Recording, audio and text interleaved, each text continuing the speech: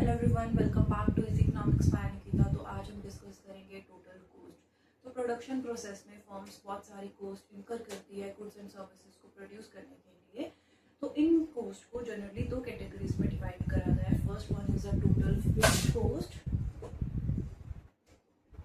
And second one is a total variable cost. Okay, तो for we discuss total fixed cost. तो total fixed cost वो cost होती है जो output से चेंज नहीं होती है, चाहे आउटपुट 0 है, चाहे आउटपुट 1 है, 2 है, 3 है, लेकिन हमारी टोटल फिक्स्ड कॉस्ट क्या रहती है, कांस्टेंट रहती है, दैट इज 10 रहती है। ये फिक्स्ड इन नेचर होती है। फॉर एग्जांपल डेप्रिसिएशन, मशीनरी पर डेप्रिसिएशन, फैक्ट्री का रेंट, परमानेंट एम्प्लॉयज की सैलरी, इंटरेस्ट पर, लोन पर जो हम इंटरेस्ट पे करते हैं, वो सब।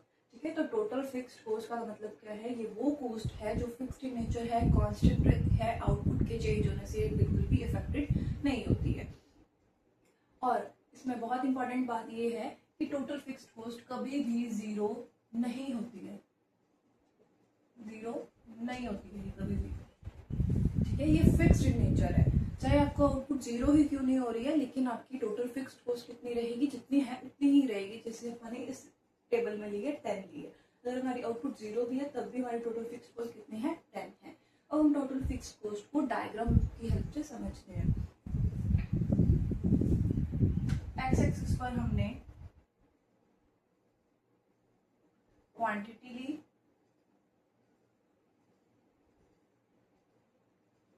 एंड वाई एक्सिस पर हमने टोटल फिक्स्ड कॉस्ट ली। ठीक है, अगर हमारी आउटपुट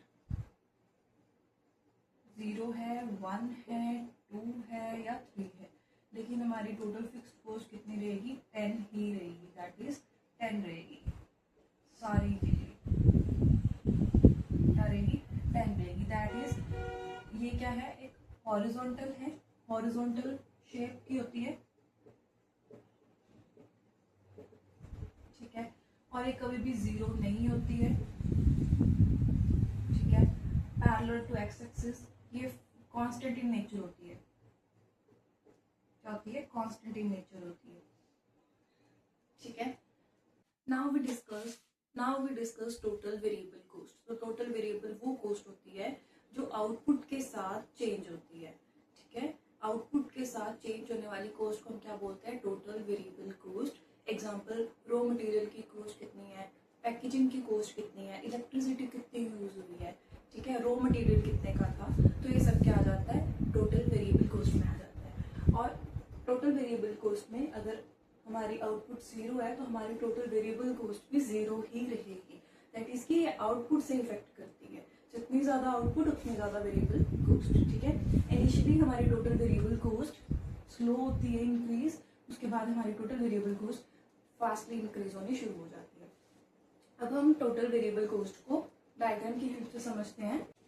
तो अब हम टोटल वेरिएबल कॉस्ट को डायग्राम की हेल्प से समझते हैं।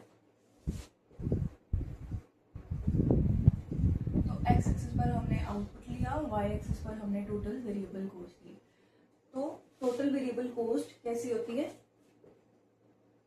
इन्वर्टेड एस शेप होती है। कैसी होती है, इन्वर्टेड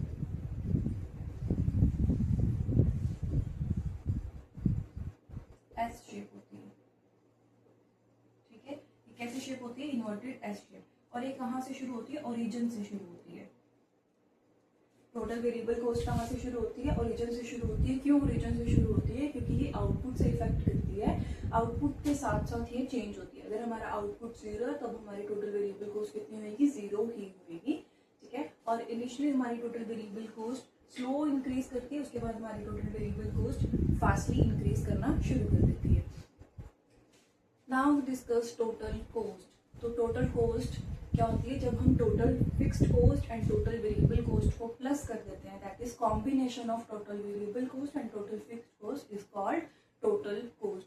तो टोटल कॉस्ट क्या है, जब हम total variable cost and total fixed cost को प्लस कर देते हैं, उससे क्या हमारी बन जाती है, टोटल कॉस्ट बन जाती है। तो टोटल कॉस्ट का क्या मतलब है कि एक जो फर्म है गिवन लेवल ऑफ आउटपुट को प्रोड्यूस करने के लिए जितनी भी कॉस्ट इनकम करती है उसको हम क्या बोलते हैं, टोटल कॉस्ट बोलते हैं। ठीक है, तो अब हम टोटल कॉस्ट की डायग्राम की बात कर लेते हैं। एक्स एक्सिस पर हमने आउटपुट लिया वाई एक्सिस पर हमने टोटल कॉस्ट ली। तो टोटल कॉस्ट कभी भी ओरिजिन से शुरू नहीं होती है, कभी भी ओरिजिन से शुरू नहीं होती है, यानी कि यहाँ से शुरू नहीं होती है, ओरिजिन से शुरू नहीं होती है। क्यों नहीं होती है? क्योंकि टोटल कॉस्ट में टोटल फिक्स्ड कॉस्ट भी इंक्लूड होती है, और टोटल फिक्स्ड कॉस्ट क्या है, वो आउटपुट से इफेक्ट नहीं करती है। अगर हमारी आउटपुट 0 है तब भी हमारी टोटल फिक्स्ड कॉस्ट कुछ ना कुछ एक फॉर्म की रहती है, ठीक है। इसलिए हमारी टोटल कॉस्ट क्या होती है, कभी भी 0 नहीं होती है, दैट इज कि कभी भी 0 नहीं होती है, ठीक है।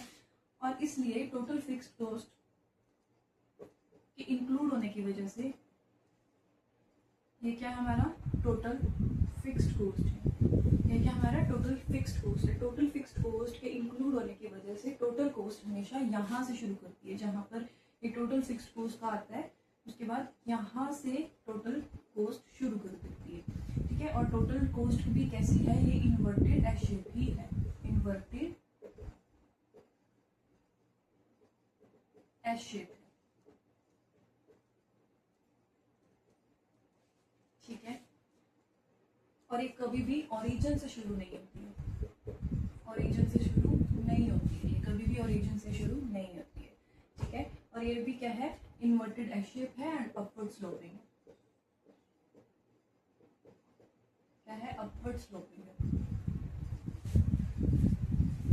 ठीक है। अब हम इन तीनों कोस्ट को एक ही डायग्राम में प्लॉट करके देखते हैं, ठीक है। एक्स एक्सिस पर हमने आउटपुट लिया, वाई एक्सिस पर हमने कॉस्ट ली, टोटल कॉस्ट ली, क्योंकि टोटल कॉस्ट क्या है, कॉम्बिनेशन है total fixed cost and total variable cost का, ठीक है। तो टोटल फिक्स्ड कॉस्ट क्या रहती है, कांस्टेंट इन नेचर है, हॉरिजॉन्टल स्ट्रेट लाइन है, ये कौन सी है, हॉरिजॉन्टल स्ट्रेट लाइन है, ये कांस्टेंट रहती है।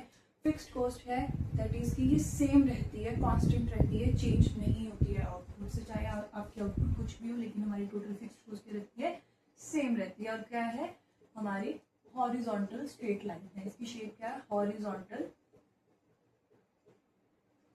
स्ट्रेट लाइन है, ठीक है। और ये क्या है, कांस्टेंट रहती है,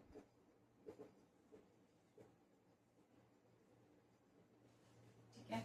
हम देखते हैं टोटल वेरिएबल कॉस्ट। तो टोटल वेरिएबल कॉस्ट कहाँ से शुरू होती है, ओरिजिन से शुरू होती है, कहाँ से, ओरिजिन से शुरू होती है। क्यों शुरू होती है टोटल वेरिएबल कॉस्ट ओरिजिन से, क्योंकि इसमें टोटल फिक्स्ड कॉस्ट भी होती है। कहाँ से शुरू होती है, ये होती है ओरिजिन से शुरू। और इसकी शेप क्या है, इन्वर्टेड एस शेप है, कौन सी शेप है, इन्वर्टेड एच शेप है, एस शेप है, ठीक है।